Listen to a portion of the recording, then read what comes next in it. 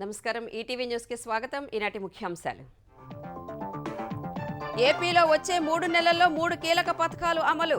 తల్లికి వందనం, అన్నదాత సుఖీభవ, మత్స్యకార భరోసాపై మంత్రులకు సీఎం దిశానిర్దేశం. పాలనలో మంత్రులు వేగం పెంచాలన్న చంద్రబాబు. ఫైళ్ల క్లియరెన్స్లో కొందరి ఉదాసీనతపై ఆగ్రహం. ఉపేక్షించేది లేదని స్పష్టీకరణ. వైసీపీ రాజ్యసభ సభ్యులు ప్రలోభాలకు లొంగారన్న జగన్. అసెంబ్లీకి వెళ్లడంపై దాటవేత ధోరణి. మాజీ సీఎం వైఖరిని ఎండగట్టిన టీడీపీ నేతలు. తెలంగాణ స్థానిక ఎన్నికల్లో గెలిపే లక్ష్యంగా కాంగ్రెస్ మథనం. కులగణన, ఎస్సీ వర్గీకరణ అంశాల్ని పెద్ద ఎత్తున ప్రజల్లోకి తీసుకువెళ్లాలని నిర్ణయం. పార్టీ విధానాలను వ్యతిరేకించే వారిపై కఠిన చర్యలు. దుష్ప్రచారాన్ని తిప్పికొట్టాలని నేతలకు సూచన. ఎమ్మెల్సీ తీన్మార్ మల్లన్నకు నోటీసులు. యూజీసీ నిబంధనలపై కేంద్రానికి అభ్యంతరాలు తెలిపిన కేటీఆర్. సమాఖ్య స్ఫూర్తిని దెబ్బతీసేలా రూపొందించారని ఢిల్లీలో విమర్శలు.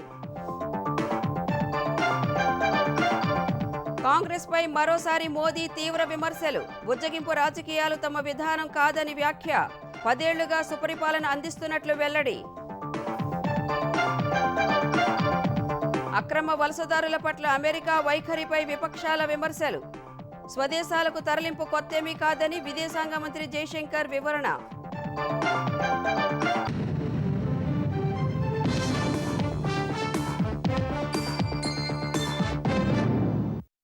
మంత్రులు పనితీరును మరింత మెరుగుపరుచుకోవాలని ముఖ్యమంత్రి చంద్రబాబు స్పష్టం చేశారు. పనితీరులో అంతా గేర్ మార్చాలని ఆదేశించారు. మొదటి 6 నెలలు మంత్రుల పనితీరును అంతగా పట్టించుకోలేదన్న ఆయన ఇకపై ఉపేక్షించేది లేదన్నారు.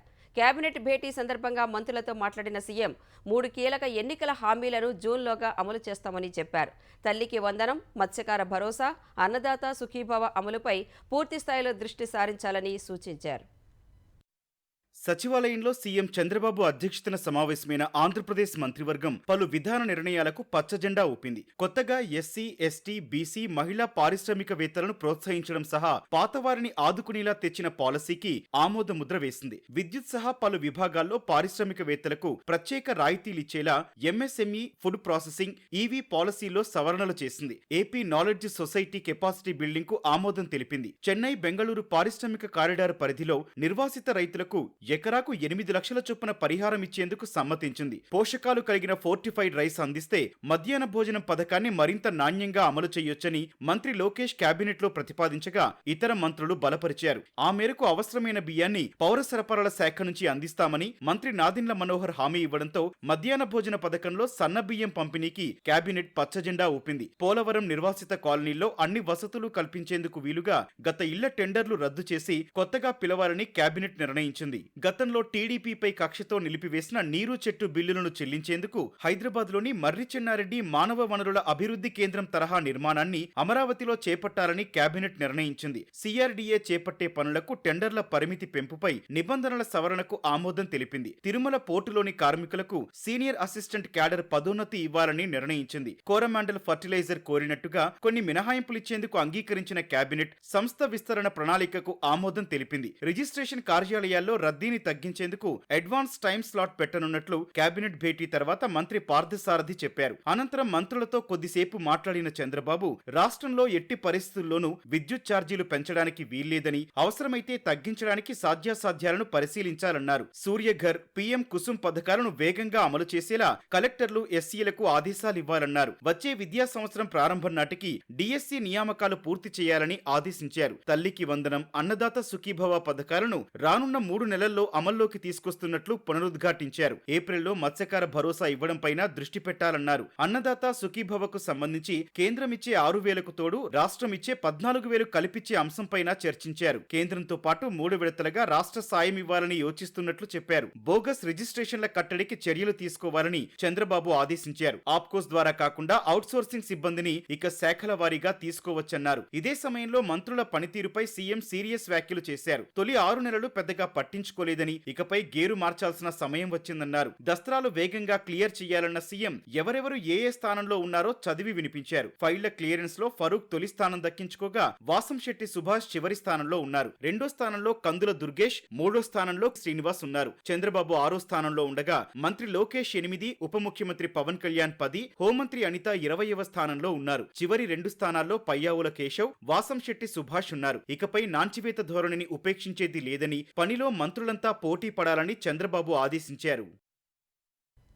ఆంధ్రప్రదేశ్లో పాలన బాబు షూరిటీ మోసం గ్యారంటీ అన్నట్లుగా మారిందని మాజీ సీఎం జగన్ విమర్శించారు. తాడేపల్లిలో క్యాంపు కార్యాలయంలో మీడియా సమావేశం నిర్వహించిన ఆయన కూటమి అధికారంలోకి వచ్చాక బడ్జెటరీ అప్పులే 80,827 కోట్లు ఉన్నాయన్నారు. అమరావతి పేరిట మరో 52,000 కోట్లు, ఇతర కార్పొరేషన్ల ద్వారా తెచ్చిన అప్పులు కూడా కలిపితే భారీగా ఉన్నాయని ఆరోపించారు. సూపర్ 6 పథకాలు అమలు చేయకుండా ఇవన్నీ ఎవరి జేబుల్లోకి వెళుతున్నాయని జగన్ ప్రశ్నించారు.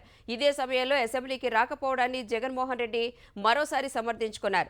పార్టీ మారిన వైసీపీ రాజ్యసభ సభ్యుల అంశంపై స్పందించిన ఆయన ప్రలోభాలకు లొంగిపోతే వ్యక్తిత్వం ఏముంటుందన్నారు. అసెంబ్లీ సమావేశాలు చేశారు కూడా బహిష్కరిస్తున్నారు. అసెంబ్లీ సమావేశాలు అన్నది మనం బహిష్కరిస్తున్నామనే దానికన్నా you should ask the speaker why is he not responding to the court. కనీసం మీ ఎమ్మెల్యే అయినా వెళ్ళి స్పీకర్ ఇదే క్వశ్చన్ అడగచ్చు కదా మీరు. ఒకటి గుర్తుపెట్టుకోవాల్సింది, మనం ప్రతిపక్షంలో ఉన్నాం. మన డ్యూటీ ఏంది? ప్రజలకు మెసేజ్ కమ్యూనికేట్ చేయడం. నీ ద్వారా కమ్యూనికేట్ చేసినా ఈ మాదిరిగా సమాధానం చెప్పండి వాళ్ళను. నువ్వు నేను ఎదురుగా గుద్దుకోవాల్సిన పనులా, కొట్టుకోవాల్సిన పనులా, కుస్తీ పడాల్సిన పనులా, ఎదురుగా ఉండాల్సిన పనులా నేను నీకు చెప్పినా నువ్వు చెప్పు, సమాధానం చెప్పు. అసెంబ్లీ ఎన్నికల్లో జగన్కు జనం బుద్ధి చెప్పిన ఆయనకు అహంకారం తగ్గలేదని తెలుగుదేశం నేతలు విమర్శించారు. SC, ST, BC, minority sub plan నిధులు మళ్లించి జేబులు నింపుకున్న జగన్కు సంక్షేమంపై మాట్లాడే అర్హత లేదని మండిపడ్డారు. కంపెనీలను బెదిరించి రాష్ట్రం నుంచి వెళ్లగొట్టి ఏపీ పరువు తీశారని మంత్రి అనగాని సత్యప్రసాద్ ఆరోపించారు. ఆంధ్రప్రదేశ్ బ్రాండ్ను ముఖ్యమంత్రి చంద్రబాబు, ఐటీ మంత్రి లోకేష్ పునఃనిర్మిస్తుంటే ఓర్వలేక జగన్ విషం కక్కుతున్నారని దుయ్యబట్టారు. సంపద సృష్టి తెలియని జగన్ ఏ ముఖం పెట్టుకుని మీడియా సమావేశం పెట్టారని శాసనమండలి చీఫ్ విప్ పంచమర్తి అనురాధ ప్రశ్నించారు. ప్రజాస్వామ్య రాజకీయాలకు వైసీపీ పనికిరాదని మాజీ మంత్రి డొక్కా మాణిక్యవర ప్రసాద్ అన్నారు. ఇప్పుడేదో నేను అందరితో మాట్లాడతాను, కార్యకర్తలు, ఇదంతా బోగస్, మేక వన్న పులి వేషాలు ఇవన్నీ. భారతదేశంలో ప్రజాస్వామ్య రాజకీయాలకి వైసీపీ పార్టీ పనికిరాదు. దానిలో ప్రజాస్వామ్యం లేదు, దానిలో మినిమం డెమోక్రసీ లేదు. ప్రజలు ఆల్రెడీ డిస్క్వాలిఫై చేశారు. ఇంకా అతను ఏంటంటే ఆ జట్లాక్ నుంచి బయటపడలేక ఆంధ్ర శశికళ ఏదో భూతం చూపించేసరికి, బొమ్మలు చూపించేసరికి ఆ బొమ్మల ద్వారా భ్రమ చెంది అతను మళ్ళీ నేను వస్తున్నాను, 20 ఉంది, నా సంగతి చూడండి, మైండ్ జట్లాక్ మైండ్లోంచి కొంత డిస్టర్బ్ అయ్యి మాట్లాడుతున్నాడు. సరైన వైద్యులు సంప్రదిస్తే మంచిది. తెలంగాణలో రాబోయే స్థానిక సంస్థల ఎన్నికల్లో విజయమే లక్ష్యంగా పనిచేయాలని కాంగ్రెస్ ప్రజా ప్రతినిధులకు పార్టీ రాష్ట్ర నాయకత్వం దిశానిర్దేశం చేసింది. కులగణన, ఎస్సీ వర్గీకరణపై విపక్షాల దుష్ప్రచారాన్ని తిప్పికొట్టాలని సూచించింది. ఈ అంశాలను పెద్ద ఎత్తున ప్రజల్లోకి తీసుకువెళ్లేందుకు పార్టీ అగ్రనేతలు రాహుల్ గాంధీ, మల్లికార్జున ఖర్గేను ఆహ్వానించి 2 భారీ బహిరంగ సభలు నిర్వహించనున్నట్లు తెలిపింది.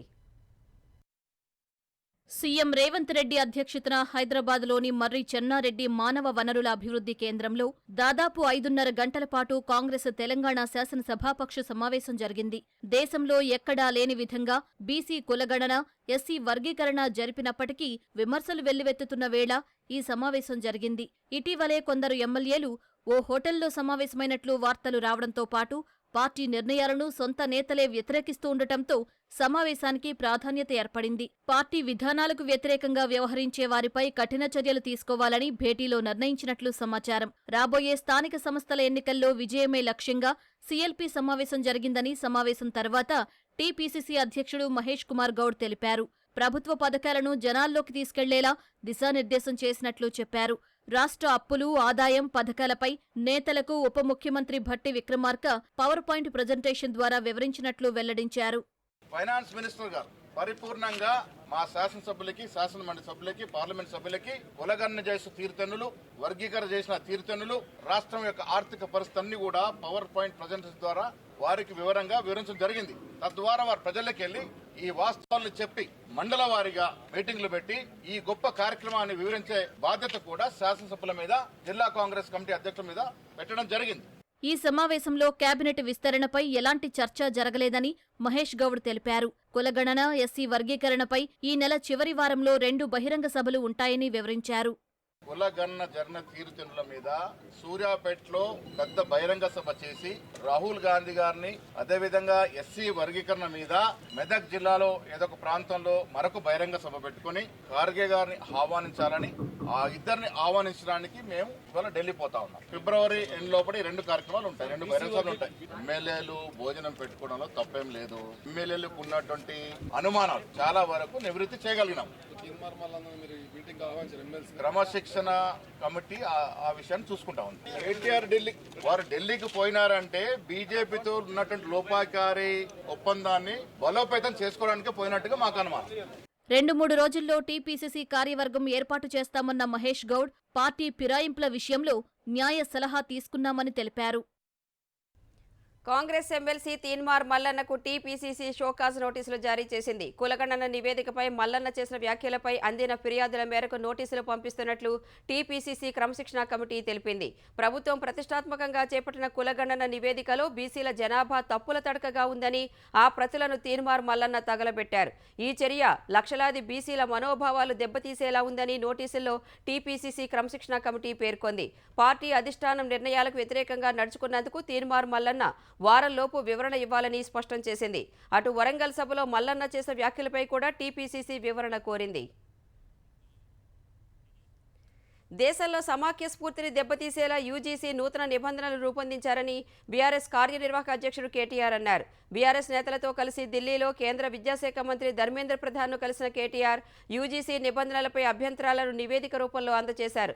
సెర్చ్ కమిటీల బాధ్యతను గవర్నర్కు అప్పగించేలా నిబంధనలు రూపొందించారని భేటీ తర్వాత చెప్పారు. గవర్నర్ల ద్వారా వర్సిటీలను కేంద్రం ఆధీనంలోకి తీసుకోవాలనుకుంటున్నారని విమర్శించారు. నూతన నిబంధనల వల్ల ఎస్సీ, ఎస్టీ, ఓబీసీ విద్యార్థులకు అన్యాయం జరుగుతుందని ఆందోళన వ్యక్తం చేశారు. సమాఖ్య స్ఫూర్తికి విరుద్ధంగా నిర్ణయం తీసుకోవద్దని విన్నవించామని తెలిపారు. తర్వాత కేంద్ర ఉపరితల రవాణా శాఖ మంత్రి నితిన్ గడ్కరీని కలిసి కేటీఆర్ బృందం సిరిసిల్ల నుంచి కోరుట్ల వరకు NH 360B రహదారిని పొడిగించాలని విజ్ఞప్తి చేసినట్లు వెల్లడించారు. సిరిసిల్ల నుంచి కోరుట్ల దాకా పొడిగించినట్టయితే మార్గమధ్యంలో వేములవాడ ఉంది, జగిత్యాలలో కొండగట్ట ఆలయం ఉంది, పక్కనే ధరంపూర్లో లక్ష్మీనరసింహస్వామి ఆలయం ఉంది. ఇటు టెంపుల్ టూరిజంని కూడా ప్రమోట్ చేసినట్టు అవుతుంది. అదే మాదిరిగా కనెక్టివిటీ కూడా పెరుగుతుంది. కాబట్టి NH 365Bని మధ్యమానేరు జలాశయం మీదుగా రాజరాజేశ్వర సాగర్ ఏదైతే ఉందో దాని మీదుగా ధవళేశ్వరంలో ఎట్లయితే రోడ్ కమ్ రైల్ బ్రిడ్జ్ కట్టినారో అట్లాగే మిడ్ మానేరు మీదుగా కూడా ఒక రైల్ కమ్ రోడ్ బ్రిడ్జ్ కట్టి వేములవాడ మీదుగా కోరుట్ల దాకా తీసుకుపోయి అక్కడ NH 63 వస్తుంది, దానికి కలపండి అని చెప్పి కూడా గడ్కరీ గారిని కోరాము. పరిశీలిస్తానని వారు కూడా చెప్పారు. కుటుంబం ఫస్ట్ అనేది కాంగ్రెస్ సిద్ధాంతం అయితే దేశం ముందు అనేది తమ విధానమని ప్రధాని నరేంద్ర మోదీ అన్నారు. సబ్కా సాత్ సబ్కా వికాస్ అందరి బాధ్యత అన్న ప్రధాని దాన్ని కాంగ్రెస్ నుంచి ఆశించడం అసాధ్యమన్నారు. కాంగ్రెస్ మోడల్ అంటే అబద్ధాలు, మోసం, బుజ్జగింపుల కలయిక అని రాజ్యసభలో విరుచుకుపడ్డారు. రాష్ట్రపతి ప్రసంగానికి ధన్యవాదాలు తెలిపే తీర్మానంపై జరిగిన చర్చకు సమాధానమిచ్చిన మోదీ బుజ్జగింపు రాజకీయాలు తమ విధానం కాదన్నారు. అందరినీ సంతృప్తిపరచడమే తమ మోడల్ అని అన్నారు. ప్రజా సంక్షేమం కోసం దేశ వనరులను సరైన రీతిలో వినియోగించుకునేందుకు ప్రయత్నిస్తున్నట్లు మోదీ చెప్పారు. దళితులు, అణగారిన వర్గాల హక్కుల పరిరక్షణ కోసం తాము ఎస్సీ, ఎస్టీ చట్టాలను బలోపేతం చేశామన్నారు. ఓబీసీ కమిషన్కు కాంగ్రెస్ రాజ్యాంగ హోదా ఇవ్వకపోవడమే ఆ పార్టీ బుజ్జగింపు రాజకీయాలకు నిదర్శనమన్నారు. పార్లమెంటు కొత్త భవనంలో మహిళా సాధికారతకు సంబంధించిన నిర్ణయమే అన్నింటికంటే ముందు తీసుకున్నట్లు వివరించారు. कांग्रेस ने राजनीति का एक ऐसा मॉडल तैयार किया था जिसमें झूठ, फरेब, भ्रष्टाचार, परिवारवाद, तुष्टीकरण सबका गालमेल था. जहां सबका गालमेल हो वहां सबका साथ हो ही नहीं सकता. कांग्रेस के मॉडल में सर्वोपरि है फैमिली फर्स्ट और इसलिए उनकी नीति, उनकी वाणी, उनका वर्तन उस एक चीज को संभालने में ही खपता रहा है. అమెరికా నుంచి భారత్కు అక్రమ వలసదారుల తరలింపు కొత్తేమీ కాదని విదేశాంగ మంత్రి జయశంకర్ స్పష్టం చేశారు. 2009 నుంచి ఇలాంటి బహిష్కరణలు జరుగుతూనే ఉన్నాయని వివరించారు. అక్రమ వలసదారులను భారత్కు తరలించడంపై రాజ్యసభలో ప్రకటన చేసిన విదేశాంగ మంత్రి అక్రమ వలసలను అరికట్టేందుకు ప్రయత్నాలు చేస్తూనే ఉన్నామని తెలిపారు. వలసల సమయంలో చాలా మంది ప్రాణాలు కోల్పోతున్నారన్న జయశంకర్ ఇతర దేశాల్లో తమ పౌరులు చట్టవిరుద్ధంగా ఉంటే వారిని స్వదేశాలకు తీసుకువెళ్లిపోవడం అన్ని దేశాల ప్రభుత్వాల బాధ్యతని వివరించారు. అన్ని దేశాల అక్రమ వలసదారులను అమెరికా వెనక్కి పంపిస్తోందని గుర్తు చేశారు. అక్రమ వలసదారుల తరలింపును America customs enforcement authority ICE అమలు చేసిందని వెల్లడించారు. మహిళలు, చిన్నారులు తమ అదుపులో లేరని ఐసీఈ తమకు సమాచారం ఇచ్చినట్లు జయశంకర్ చెప్పారు. తరలింపు సమయంలో అక్రమ వలసదారుల పట్ల అనుచితంగా వ్యవహరించకుండా అమెరికా ప్రభుత్వంతో చర్చలు జరుపుతున్నట్లు తెలిపారు. అమెరికా నుంచి భారతీయులను అవమానకరంగా పంపారన్న విపక్షాల ఆందోళనల మధ్య లోక్సభలో ఎలాంటి కార్యకలాపాలు సాగలేదు. ఉదయం 11 గంటలకు లోక్సభ ప్రారంభం కాగానే స్పీకర్ ఓం బిర్లా ప్రశ్నోత్తరాల కార్యక్రమం చేపట్టారు. ఈ దశలో విపక్ష సభ్యులు అక్రమ వలసల అంశంపై చర్చకు డిమాండ్ చేశారు. ఈ ఆందోళనలతో స్పీకర్ సభను మధ్యాహ్నం 12 గంటల వరకు వాయిదా వేశారు. మళ్లీ సమావేశమైన విపక్ష సభ్యుల ఆందోళనతో మధ్యాహ్నం 2ంటికి సభ వాయిదా పడింది. మూడోసారి సభ ప్రారంభం కాగానే అక్రమ వలసదారుల అంశంపై విదేశాంగ మంత్రి జయశంకర్ ప్రకటన చేస్తారని పార్లమెంటరీ వ్యవహారాల శాఖ సహాయ మంత్రి అర్జున్ రామ్ మేఘ్వాల్ చెప్పినప్పటికీ ప్రతిపక్షాలు శాంతించలేదు. ఈ దశలో 3:30కు వాయిదా పడిన సభ తర్వాత జయశంకర్ ప్రకటన తర్వాత రేపటికి వాయిదా పడింది. ఆంధ్రప్రదేశ్ ఎమ్మెల్సీ ఎన్నికల కోడ్ నేపథ్యంలో రాజధాని అమరావతిలో పనులు కొనసాగించడానికి అభ్యంతరం లేదని ఈసీ స్పష్టం చేసింది. అమరావతిలో టెండర్లు పిలిచేందుకు అనుమతి కోరుతూ సిఆర్డీఏ రాసిన లేఖపై ఈ మేరకు ఈసీ అనుమతి ఇచ్చింది. రాజధాని పనులు కొనసాగించడానికి అభ్యంతరం లేదని లేఖ రాసింది. అయితే ఎమ్మెల్సీ ఎన్నికలు పూర్తయ్యాక మాత్రమే టెండర్లు ఫైనలైజ్ చేయాలని సిఆర్డీఏకు ఈసీ సూచించింది. నారాయణపూర్ ప్రాజెక్టు నుంచి జూరాలకు నీటిని విడుదల చేయాలని తెలంగాణ మంత్రులు జూపల్లి కృష్ణారావు, శ్రీధర్ బాబు, కర్ణాటక ముఖ్యమంత్రి సిద్ధరామయ్య, ఉప ముఖ్యమంత్రి డీకే శివకుమార్ను కోరారు. ఉమ్మడి పాలమూరు జిల్లా సాగు, తాగునీటి అవసరాల కోసం 5 టీఎంసీల నీటిని విడుదల చేయాలని మంత్రుల బృందం వినతి పత్రం సమర్పించింది. సానుకూలంగా స్పందించిన కర్ణాటక నీటిపారుదల శాఖ మంత్రి డీకే శివకుమార్ నారాయణపూర్ రిజర్వాయర్ నుంచి 4 టీఎంసీల నీటిని విడుదల చేస్తామని హామీ ఇచ్చారు. సీఎం రేవంత్ రెడ్డి ఆదేశాల మేరకు మంత్రి జూపల్లి కృష్ణారావు, శ్రీధర్ బాబు, ఎమ్మెల్యేలు కృష్ణమోహన్ రెడ్డి, శ్రీహరి, మధుసూదన్ రెడ్డి, ఏఐసీసీ కార్యదర్శి సంపత్ కుమార్ బెంగళూరులో సీఎం సిద్ధరామయ్యను కలిసి వినతి పత్రం ఇచ్చారు. అనంతరం శివకుమార్ను కలిసి నారాయణపూర్ రిజర్వాయర్ నుంచి నీటిని విడుదల చేయాలని కోరారు. రంగారెడ్డి జిల్లా పెద్దంబర్పేటలో తీవ్ర విషాదం చోటు చేసుకుంది. స్కూల్ వ్యాన్ కింద పడి 4 ఏళ్ల చిన్నారి మృతి చెందింది. పాఠశాల నుంచి వచ్చిన చిన్నారి స్కూల్ వ్యాన్ దిగి ఇంట్లోకి వెళుతుండగా ఈ దుర్ఘటన చోటు చేసుకుంది. పాపను గమనించకుండా డ్రైవర్ రివర్స్ తీయడంతో వ్యాన్ కింద పడి దుర్మరణం చెందింది. చిన్నారి మృతితో తల్లిదండ్రులు కన్నీరు మున్నీరుగా విలపించారు. చైనాకు చెందిన కృత్రిమ మేధ సంస్థ డీప్ సీక్ పై నిషేధం విధించే దేశాల సంఖ్య క్రమంగా పెరుగుతోంది. ఇప్పటికే Bharat, America, Australia, Italy, Taiwan ఆంక్షలు విధించగా ఇప్పుడు దక్షిణ కొరియా కూడా జాబితాలో చేరింది. భద్రతా కారణాలతో నిషేధం విధించినట్లు దక్షిణ కొరియా ప్రకటించింది. దేశ రక్షణ, వాణిజ్య కంప్యూటర్లలో డీప్ సీక్ వాడకాన్ని నిషేధిస్తున్నట్లు దక్షిణ కొరియా అధికారులు తెలిపారు. ఇంటెలిజెన్స్ అధికారులు ఈ సాంకేతికత వినియోగంలో జాగ్రత్త వహించాలని సూచించారు. డీప్ సీక్లో వినియోగదారులకు చెందిన వ్యక్తిగత సమాచార సేకరణ వ్యవస్థకు సంబంధించి వివరాలు అస్పష్టంగా ఉన్నట్లు దక్షిణ కొరియా రక్షణ, వాణిజ్య మంత్రిత్వ శాఖలు తెలిపాయి. డీప్ సీక్, చాట్ జీపీటీ వంటి వాటిని ఉపయోగించేటప్పుడు జాగ్రత్తగా ఉండాలని సూచించాయి. చైనా ప్రభుత్వ రంగ టెలికాం కంపెనీతో డీప్ సీక్కు సంబంధాలు ఉన్నాయని, కంప్యూటర్ కోడ్ ద్వారా వినియోగదారులకు చెందిన లాగిన్ సమాచారాన్ని ఆ టెలికాం సంస్థకు చేరవేస్తున్నట్లు ఆరోపణలు ఉన్నాయి. అమెరికాలోని సీటల్ టకోమా అంతర్జాతీయ విమానాశ్రయంలో జపాన్ ఎయిర్లైన్స్ విమానం, డెల్టా ఎయిర్లైన్స్ విమానం పరస్పరం ఢీకొట్టుకున్నాయి. 2 విమానాల తోక భాగాలు పరస్పరం ఢీకొనడంతో అవి కొంత దెబ్బతిన్నాయి. జపాన్ ఎయిర్లైన్స్ టార్మాక్ ఆపరేషన్ నిర్వహిస్తున్న సమయంలో ఆగి ఉన్న డెల్టా విమానాన్ని తాకడంతో ఈ ఘటన జరిగింది. ఈ సమయంలో 2 విమానాల్లో కలిపి 327 మంది ప్రయాణికులు ఉండగా అవి ఢీకొట్టుకున్న సమయంలో వారు భయాందోళనకు గురయ్యారు. అనంతరం ప్రయాణికులను కిందకు దించి విమానాలకు మరమ్మతులు చేపట్టారు. మధ్యప్రదేశ్లోని శివపురి సమీపంలో వైమానిక దళానికి చెందిన యుద్ధ విమానం కూలింది. ఎయిర్ ఫోర్స్కు చెందిన ట్విన్ సీటర్ మిరాజ్ 2000 యుద్ధ విమానం పంట పొలాల్లో కూలగా 2 పైలట్లు గాయాలతో బయటపడ్డారు. శిక్షణలో భాగంగా ట్రయల్స్ నిర్వహిస్తుండగా ఈ ప్రమాదం జరిగినట్లు చెప్పారు. మంటలు చెలరేగడంతో యుద్ధ విమానం పూర్తిగా కాలి బూడిదైనట్లు వివరించారు. స్థానికులు గాయపడిన పైలట్లకు సహాయం చేసినట్లు అధికారులు వెల్లడించారు. ప్రమాదానికి దారితీసిన కారణాలపై విచారణకు ఆదేశించినట్లు వాయుసేన పేర్కొంది.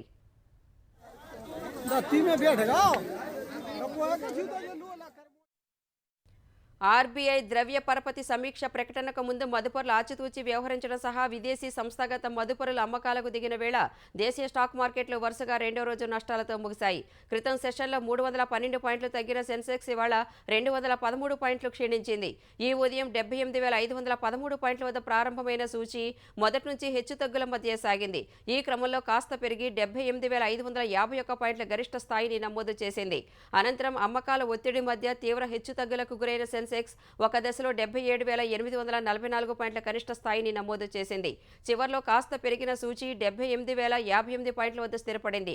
జాతీయ స్టాక్ ఎక్స్చేంజి సూచీ నిఫ్టీ 93 పాయింట్లు తగ్గి 23,603 పాయింట్ల వద్ద ముగిసింది.